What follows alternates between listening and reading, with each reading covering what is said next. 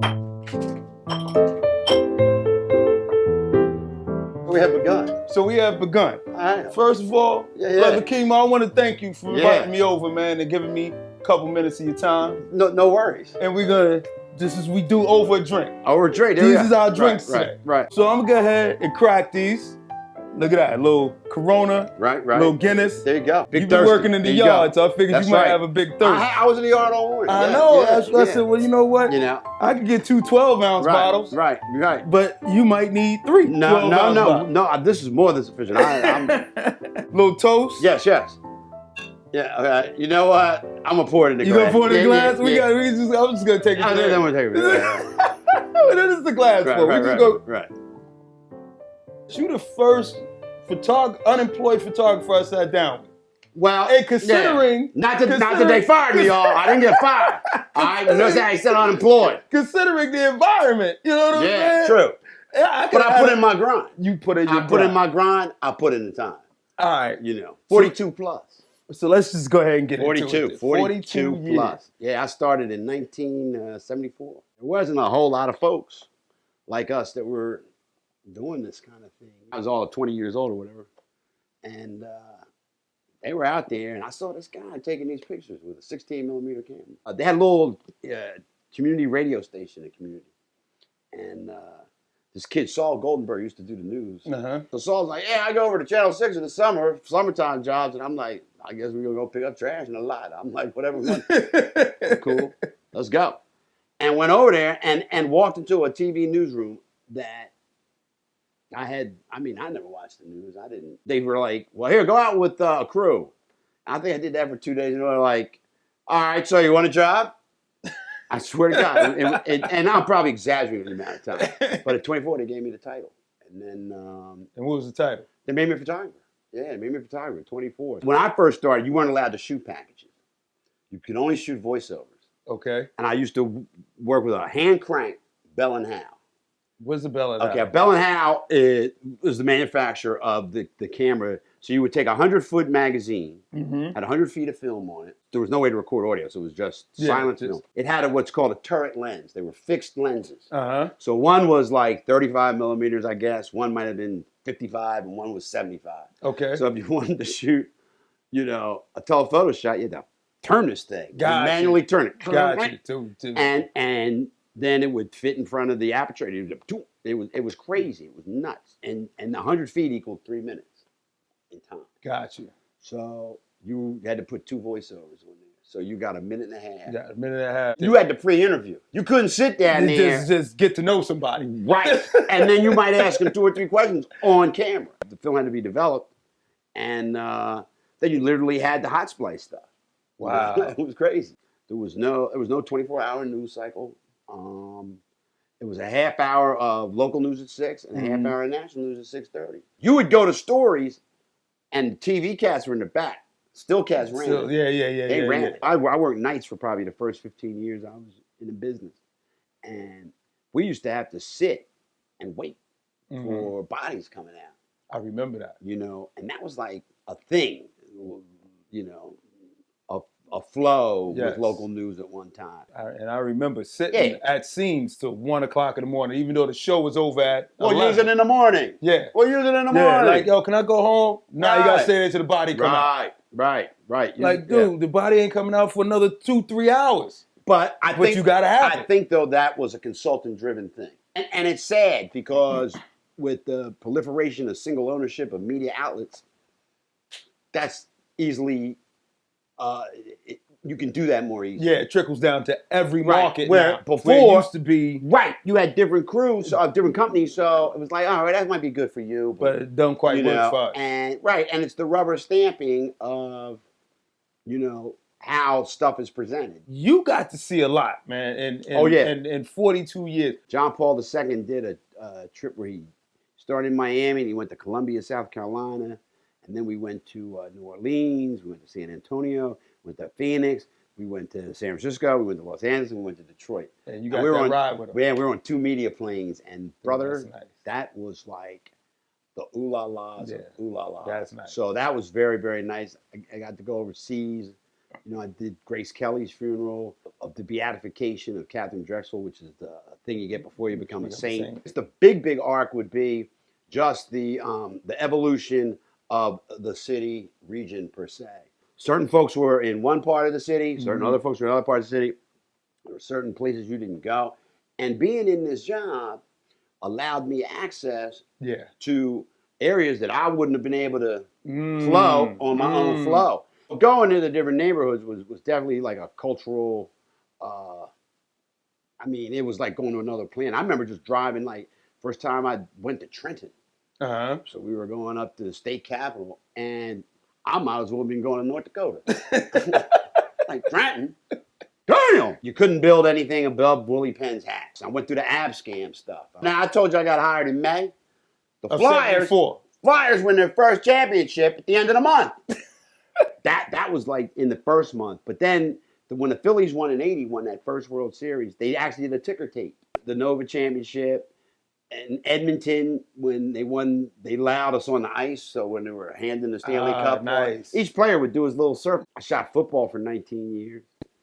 That's the truth about what we do. You can go from, like, you know, some tragic, you know, horrific accident, aggression, in a murder, whatever, and then you got to go get the Phillies, warming up, and it kind of helps you keep balance. But have you ever had to do that in one day?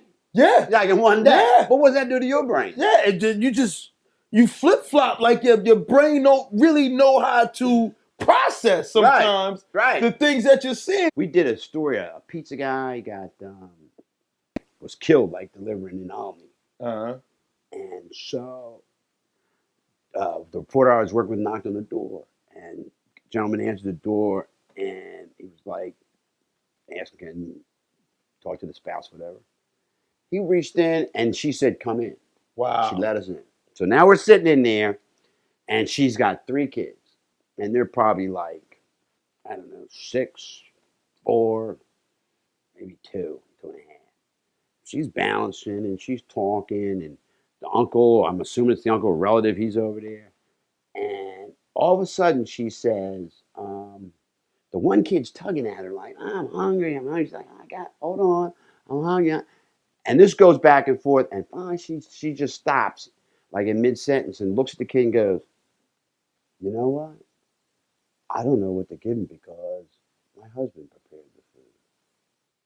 And my stomach came up through my throat, because at that point, I think it was like she had seen a piece of reality. Obviously, she was in shock from the experience. Correct. And it was probably, we were probably now beyond 24 hours or right on the cusp of 24 hours since the incident.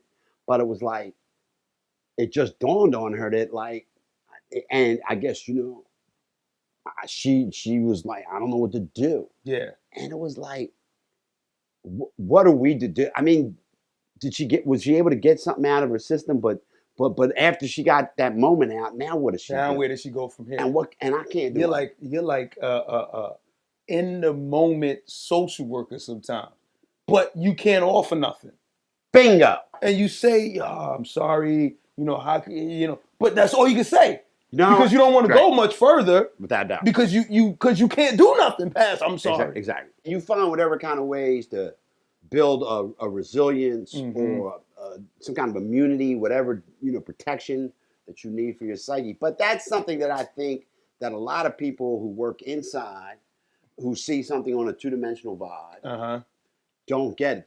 There's something difference between a two-dimensional when you're emotional experience through the screen and then being a in the 3D moment. with smells, sounds that just you can't compare. You can't replicate. And that's always been a frustrating thing that it's not like I would want managers or, you know, the powers that be to go like, you know, well, it's just don't ignore it. Yeah. Acknowledge that is a real thing you don't have that we have. They'll never get it. And they won't do that. They'll never get it because they'll never be in those spaces. Right. You know what I'm saying? And I don't fault them for that. That's not what they do. Don't you want acknowledgement from them that they say, hey, I feel you, or that's not important? The acknowledgement. That's not important. I don't expect them to acknowledge it. Let me put it this way, because their job is not to acknowledge that.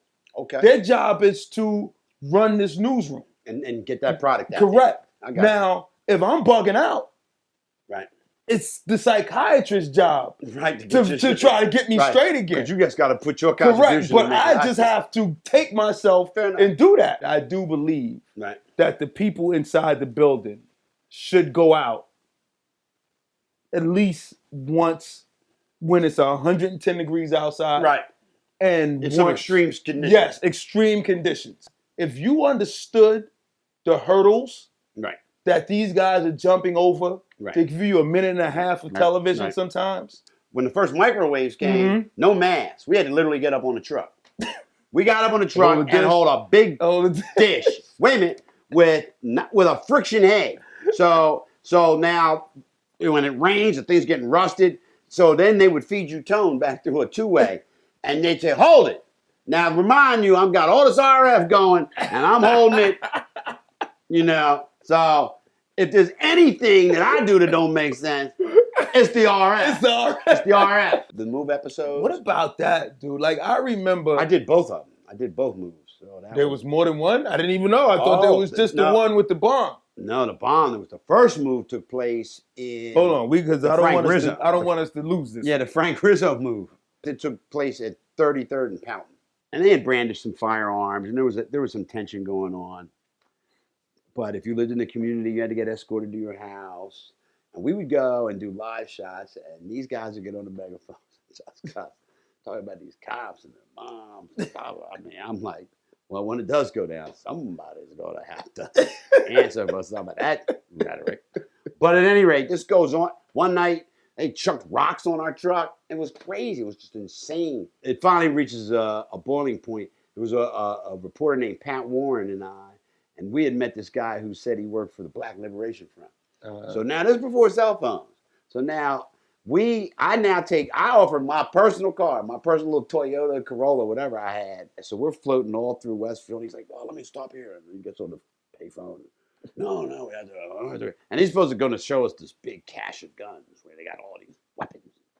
Not knowing this whole time, plainclothes was trailing us the whole ride. Let the dude out. At the end of the day, nobody knew. Wait a minute. Did you know? No. Okay. Wait a minute, because now we're rolling over the Spring Garden Street Bridge, trying to get to the drive. And here come these two cars coming this way at me. Next thing, I got a car coming up on the side. Pull it over! Had me bare-assed eagled on Spring Garden Street. And Pat Warren's like, Channel 6! Because they thought we were part of the crew. Yeah. We had no identification. No, of course not. But I look back and I'm like, Lord, it'd been a hot enough night home. His finger could have been sweating, you know. Those are kind of things that jolted you where I was like, I don't even want to work. It's weird how we believe that this camera gives us some kind of superpower. Right. That will protect us against anything. But I think it did at one time because there wasn't as much media.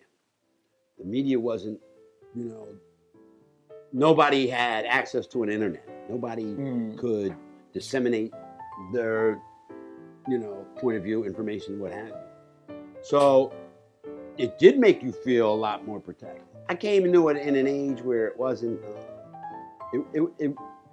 it wasn't the mega media kind of thing that it is now. Well, King, these pieces only run about 12 to 15 minutes. Well, we got close to an hour already. That's right. So we're gonna do this in 2 or 3 parts. I don't know if you can get 2 pieces, King. That would be unfair to everybody else. Don't matter.